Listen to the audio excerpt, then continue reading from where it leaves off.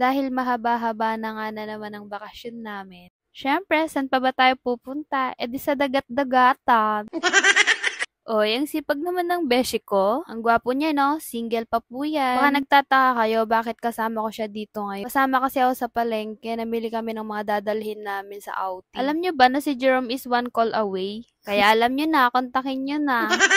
Eto nga at bibiyahe na nga kami mga ka-Darcy. Kasama ko pala tong mga team gala. Siyempre, mga beshi wap ko. Dito lang din pala kami sa 100 Islands pumunta kasi mas malapit lang siya sa amin. Tsaka siyempre, wala naman kaming malaking budget. Mga pugrot lang po kami na gustong gumala.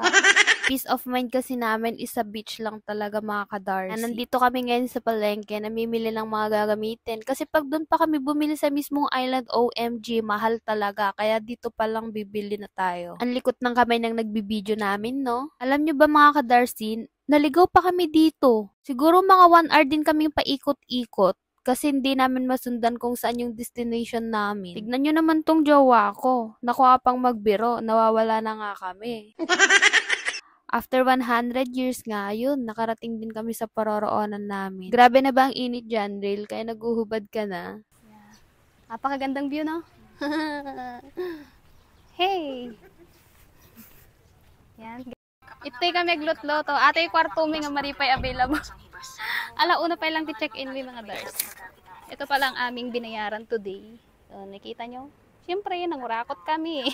6,000 yan dapat. Naging 4,800 lang.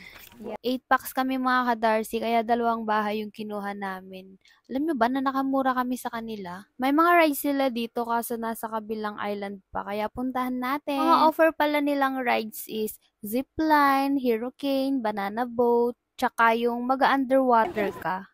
Ang sipag lang talaga ng mga kasama namin kasi kami nandito, nagpipicture, nagbibideo, samantalang yung mga kasama naming lalaki, ayun, nagluluto sila.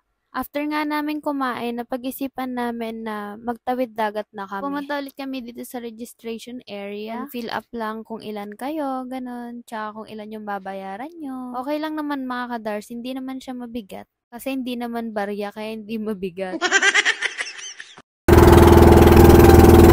Ay, grabe. Ang sarap talaga ng ganitong vacation. Sabayan mo pa ng mga ganitong tropa. Nagbibiyahe na nga kami papunta sa kabilang island. And grabe, walang pinagbago. Maganda pa rin kagaya ng dati. Kaya bitbitin nyo na rin mga tropa nyo papunta rito para mag-enjoy din kayo. Kasi mga tropa ko nag-enjoy talaga. Madaming island din sana yung pupuntan namin kasi nag-suggest yung naghahatid sa amin na doon na lang daw sa pinakamagandang island nila kami dadalhin. Hey guys, ayan. Bumili po sila. Pati ba to? Ang tagal. Ayan, nandito na nga kami kung saan kami magra-rides. May jet ski din pala dito mga ka-Darcy. Alam niyo ba na gustong-gusto kong sumakay ng jet ski kaso ang mahal. Di ko afford. Banana boat dapat talagang sasakyan namin pero nakita namin to mukhang maganda nga naman siya. Sakto, hindi pa namin to natatry sakyan. Sinabi na sa registration na nakakahilo daw tong sakyan pero gusto pa rin namin i-try. Ayun, yung isang kasama namin nahilo nga hindi na siya humihiyaw. Etong dalawa gusto nilang mag-zipline kaya ayun. Ito pa yung isang magzi-zipline. Medyo nabababaan kasi ako sa zipline nila kaya hindi na rin kami sumakay. Mura lang pala yung zipline nila dito mga Darcy, 100 lang. Alam niyo na siguro yung trend na to.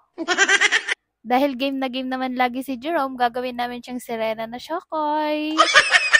Matatapos na nga na naman ang bakasyon natin. Hulaan nyo na lang kung anong sinasayaw namin dyan ni Clary. Pauwi na pala kami ngayon. Habang pauwi nga kami, may nakita kaming katuday sa daan. Ewan ko kung anong tawag nyo dyan, basta sa amin katuday sa mga Ilocano. Naisira lang naman, kaya kumuha na kami. O, diba? May pagkain na kami mamayang gabi.